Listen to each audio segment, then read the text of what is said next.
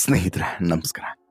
ಈ ವೀಕೆಂಡ್ನಲ್ಲಿ ಬಂದಂಥ ಕಿಚ್ಚ ಸುದೀಪ್ ಅವರು ಕೆಲವೊಂದು ವಿಚಾರಗಳ ಬಗ್ಗೆ, ಗಂಭೀರವಾದಂತಹ ವಿಚಾರಗಳ ಬಗ್ಗೆ, ಅದರಲ್ಲೂ ಕೂಡ ಗಂಭೀರವಾದಂಥ ತಪ್ಪುಗಳ ಬಗ್ಗೆ ಸುದೀರ್ಘವಾಗಿ ಮಾತನಾಡಿದರು, ರುಬ್ಬಿದ್ರು.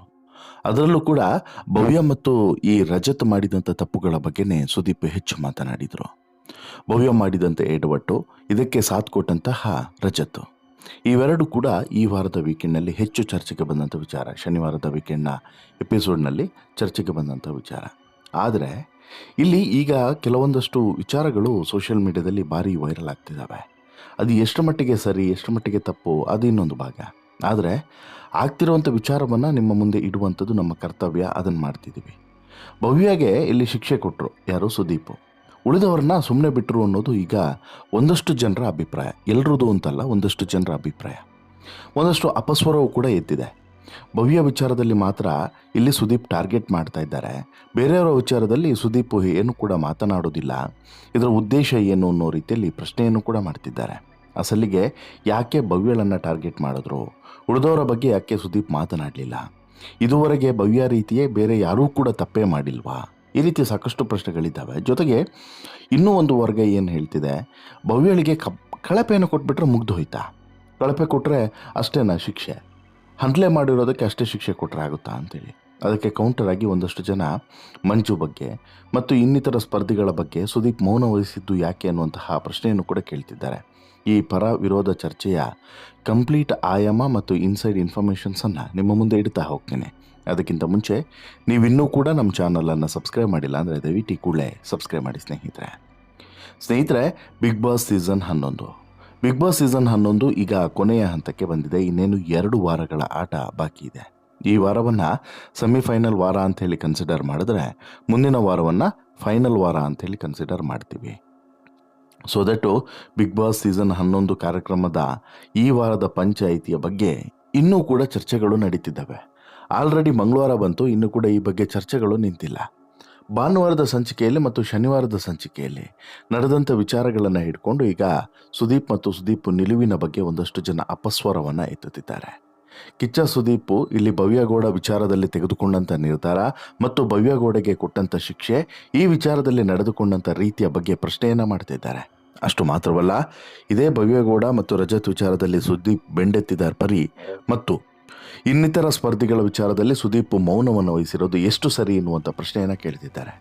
ಕಿಚ್ಚ ಸುದೀಪ್ ಇಲ್ಲಿ ಒಂದು ರೀತಿಯಲ್ಲಿ ಭಾನುವಾರದ ಸಂಚಿಕೆಯಲ್ಲಿ ಈಕೆಗೆ, ಯಾರಿಗೆ, ಭವ್ಯಗೆ ಜೈಲು ಶಿಕ್ಷೆಯನ್ನು ವಿಧಿಸ್ತಾರಲ್ಲ ಕಳಪೆ ಅಂತೇಳಿ, ಅದರ ಬಗ್ಗೆಯೂ ಕೂಡ ಪ್ರಶ್ನೆಗಳನ್ನು ಕೇಳ್ತಿದ್ದಾರೆ.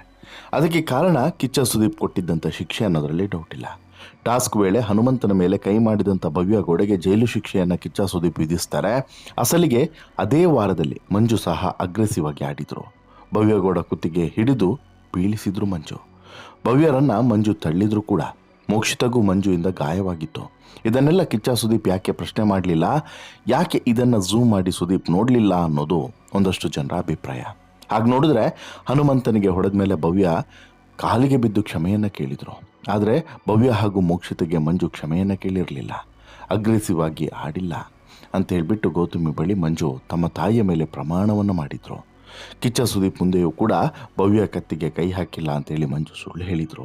ಈ ಬಗ್ಗೆ ಕಿಚ್ಚ ಸುದೀಪ್ ಯಾಕೆ ಚರ್ಚೆ ಮಾಡಲಿಲ್ಲ ಅಂತೇಳಿ ಸೋಷಿಯಲ್ ಮೀಡಿಯಾದಲ್ಲಿ ವೀಕ್ಷಕರು ಪ್ರಶ್ನೆಯನ್ನು ಹಾಕ್ತಾ ಇದ್ದಾರೆ. ಟಾಸ್ಕ್ಗಳಲ್ಲಿ ಬೇರೆ ಬೇರೆ ಸ್ಪರ್ಧಿಗಳಿಂದನೂ ಕೂಡ ಚೀಟಿಂಗ್ ನಡೆದಿದೆ, ಮೋಸದಾಟ ನಡೆದಿದೆ, ಇದೇ ರೀತಿಯಾದಂಥ ಹಲ್ಲೆ ಆಗುವಂಥ ಪ್ರಯತ್ನಗಳು ನಡೆದಿದ್ದಾವೆ, ಬೇರೆ ಬೇರೆ ರೀತಿಯಲ್ಲಿ ಕುತಂತ್ರಗಳನ್ನು ಮಾಡಿದ್ದಾರೆ. ಆದರೆ ಈ ವಿಚಾರಗಳಲ್ಲಿ ಸುದೀಪ್ ತುಟಿ ಬಿತ್ತಲಿಲ್ಲ. ಭವ್ಯ ವಿಚಾರದಲ್ಲಿ ಮಾತ್ರ ಮಿಸ್ಟೇಕ್ಸ್ ಆಯಿತು ಅಂತೇಳ್ಬಿಟ್ಟು ಹೈಲೈಟ್ ಆಗ್ತಿರೋದ್ರಿಂದ ಏನಾಗ್ತಿದೆ ಇಲ್ಲಿ, ಭವ್ಯಳನ್ನು ಟಾರ್ಗೆಟ್ ಮಾಡ್ತಿದ್ದಾರಾ ಅನ್ನೋಂಥ ಪ್ರಶ್ನೆಯನ್ನು ಕೇಳ್ತಿದ್ದಾರೆ. ಇನ್ನು ಮಂಜು ಅವತ್ತು ಮಾನಸ ಎದೆಗೆ ಗುದ್ದಿದ್ರು, ಇದು ಫಿಸಿಕಲಿ ಅಲ್ವಾ? ಮಂಜು ಶಿಶಿರ್ನ ಎತ್ತಿ ಕೆಳಗಡೆ ಹಾಕಿದ್ರು, ಇದು ಫಿಸಿಕಲಿ ಅಲ್ವಾ? ಮಂಜು ಭವ್ಯ ಕುತ್ತಿಗೆಗೆ ಕೈ ಹಾಕಿದ್ದು, ಇದು ಫಿಸಿಕಲಿ ಅಲ್ವಾ? ಭವ್ಯಳನ್ನು ಮಂಜು ತಳ್ಳಿದ್ದು, ಇದು ಸರಿನಾ? ಟಾಸ್ಕ್ ವೇಳೆ ಚೈತ್ರ ಕುಂದಾಪುರ ಸಹ ಭವ್ಯಗೆ ಕಾಲಿನಿಂದ ಒದ್ದಿದ್ರು. ಇವುಗಳ ಬಗ್ಗೆ ಯಾಕೆ ಚರ್ಚೆ ಆಗಲಿಲ್ಲ, ಇವರುಗಳಿಗೆ ಯಾಕೆ ಶಿಕ್ಷೆ ಕೊಡಲಿಲ್ಲ ಅನ್ನೋದು ವೀಕ್ಷಕರ ಪ್ರಶ್ನೆ ಈಗ ಸದ್ಯಕ್ಕೆ. ಇದೇ ಮಂಜು ಉಸ್ತುವಾರಿಯಾಗಿದ್ದಾಗ ಗೌತಮಿ ಪರ ಫೇವರಿಸಮನ್ನು ಮಾಡಿದರು. ಮಂಜು ಉಸ್ತುವಾರಿ ಸರಿ ಇತ್ತೆ? ಭವ್ಯ ಕುತ್ತಿಗೆಗೆ ಮಂಜು ಕೈ ಹಾಕಿ ಎಳೆಯುತ್ತಾರೆ, ಅದರ ಬಗ್ಗೆ ಯಾಕೆ ಚರ್ಚೆ ಆಗಲಿಲ್ಲ? ಯಾಕೆ ಈ ತಾರತಮ್ಯ?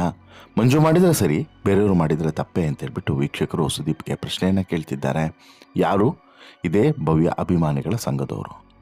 ನಾನು ಪ್ರತಿ ಎಪಿಸೋಡನ್ನು ಝೂಮ್ ಹಾಕಿ ನೋಡ್ತೀನಿ ಅಂತ ಹೇಳ್ಬಿಟ್ಟು ಸುದೀಪ್ ಸರ್ ಹೇಳ್ತಾರೆ. ಈ ಸಂಚಿಕೆಗಳನ್ನು ಬಹುಶಃ ಸುದೀಪ್ ಸರ್ ಮಿಸ್ ಮಾಡ್ಕೊಂಡಿರಬೇಕು. ಮಂಜುಗೆ ಯಾಕೆ ಪ್ರಶ್ನೆ ಮಾಡಲ್ಲ ಅಂತ ಹೇಳ್ಬಿಟ್ಟು ಕೆಲವೊಂದಷ್ಟು ಜನ ತಮ್ಮ ಅಭಿಪ್ರಾಯವನ್ನು ಕಮೆಂಟ್ಸ್ಗಳನ್ನು ಹಾಕ್ತಿದ್ದಾರೆ. ಬರೀ ಭವ್ಯಗೌಡ ಅವರ ತಪ್ಪುಗಳನ್ನು ಮಾತ್ರ ಹೈಲೈಟ್ ಆಗ್ತಿದ್ದಾವೆ. ಬೇರೆಯವರ ತಪ್ಪುಗಳನ್ನು ಇಗ್ನೋರ್ ಮಾಡ್ತಾ ಇದ್ದಾರೆ.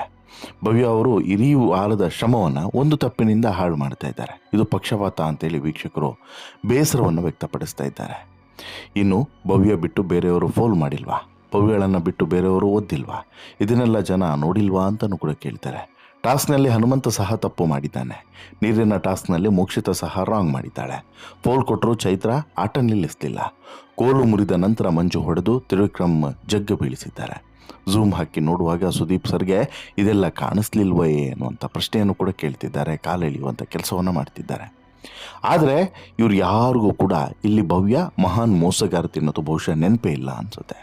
ಹಾಗೆ ಪ್ರತಿಯೊಂದು ಹಂತದಲ್ಲೂ ಕೂಡ ಮೋಸ ಮಾಡಿಕೊಂಡೆ ಈ ಹಂತಕ್ಕೆ ಬಂದೋಳು ಅನ್ನುವಂತಹ ಕನಿಷ್ಠ ಕಾಮನ್ ಸೆನ್ಸ್ ಕೂಡ ಇದ್ದಂತಿಲ್ಲ ಈ ಭವ್ಯ ಅಭಿಮಾನಿಗಳಿಗೆ. ಭವ್ಯ ಸಾಚತನದಿಂದ ಯಾವ ಆಟವನ್ನು ಕೂಡ ಆಡಿಲ್ಲ ಮತ್ತು ಸಿಕ್ಕಾಬಟ್ಟೆ ಸ್ವಾರ್ಥಿ ಅನ್ನೋದರಲ್ಲಿ ಡೌಟು ಕೂಡ ಇಲ್ಲ. ಯಾಕಂತ ಹೇಳಿದ್ರೆ ಆಕೆ ಪ್ರತಿಯೊಂದು ಹಂತದಲ್ಲೂ ಕೂಡ ಪ್ರತಿಯೊಂದು ಸ್ಟೆಪ್ಸನ್ನು ಇಡುವಂಥ ಹಂತದಲ್ಲೂ ಕೂಡ ಏನಾದರೂ ಒಂದು ಕಿರಿಕನ್ನು ಮಾಡಿಕೊಂಡು ಏನಾದರೂ ಒಂದು ಕಾಂಟ್ರವರ್ಸಿಯನ್ನು ಕ್ರಿಯೇಟ್ ಮಾಡಿಕೊಂಡೇ ಆಕೆ ಇಡ್ತಿರುವಂಥ ಸ್ಟೆಪ್ಸ್ಗಳು ಭಾರಿ ಗಮನವನ್ನು ಸೆಳೀತಿದ್ದಾವೆ. ಒಂದು. ಎರಡನೇದು, ಇಲ್ಲಿ ಭವ್ಯ ಪ್ರತಿಯೊಂದು ಸ್ಟೆಪ್ಸ್ನಲ್ಲೂ ಅಥವಾ ಪ್ರತಿಯೊಂದು ಹೆಜ್ಜೆಯಲ್ಲೂ ಕೂಡ ಸಾಕಷ್ಟು ಬದಲಾವಣೆಯನ್ನು ನಾವು ಗಮನಿಸ್ತೀವಿ. ಭವ್ಯ ಏನೇ ಮಾಡಿದರೂ ಕೂಡ ಅಲ್ಲೊಂದಷ್ಟು ಕಾಂಟ್ರವರ್ಸಿಗಳು ಹುಟ್ಕೊಳ್ತವೆ ಅಥವಾ ಆಕೆಯ ಸ್ವಾರ್ಥತನ ಎದ್ದು ಕಾಣ್ತದೆ. ತ್ರಿವಿಕ್ರಮ್ ವಿಚಾರದಲ್ಲೂ ಕೂಡ ಹಾಗೆ ಆಗಿದೆ. ಹಾಗಾಗಿ ಇಲ್ಲಿ ಭವ್ಯಗೆ ಸಪೋರ್ಟ್ ಮಾಡೋರು ಒಂದು ಸಲ ಭವ್ಯ ಈ ಹಿಂದೆ ಹೇಗಿದ್ಲು, ಏನು ಮಾಡಿದ್ಲು ಅನ್ನೋದನ್ನು ಕೂಡ ಒಂದು ಸಲ ಕೇಳೋದು, ನೋಡ್ಕೊಳ್ಳೋದು ಅಥವಾ ಅನಲೈಸ್ ಮಾಡ್ಕೊಳ್ಳೋದು ಬೆಟರ್ ಅಂತೇಳಿ ಅನಿಸುತ್ತೆ. ಸುಮ್ಮನೆ ಬ್ಲೈಂಡಾಗಿ ಭವ್ಯ ಹಾಗೆ ಭವ್ಯ ಹೀಗೆ ಅಂತ ಹೇಳ್ಬಿಟ್ಟು ಭವ್ಯಗೆ ಬಕೆಟ್ ಹಿಡಿಯೋದಕ್ಕಿಂತ ಮುಂಚೆ ಇದನ್ನು ಒಂದು ಸಲ ಆಲೋಚನೆ ಮಾಡೋದು ಬೆಟರ್. ಒಂದು. ಎರಡನೇದು, ಭವ್ಯ ಇಲ್ಲಿ ಏನು ಸೂಪರ್ ಸ್ಟಾರ್ ಅಲ್ಲ, ಭವ್ಯನೂ ಕೂಡ ಒಬ್ಬ ಸ್ಪರ್ಧಿನೇ.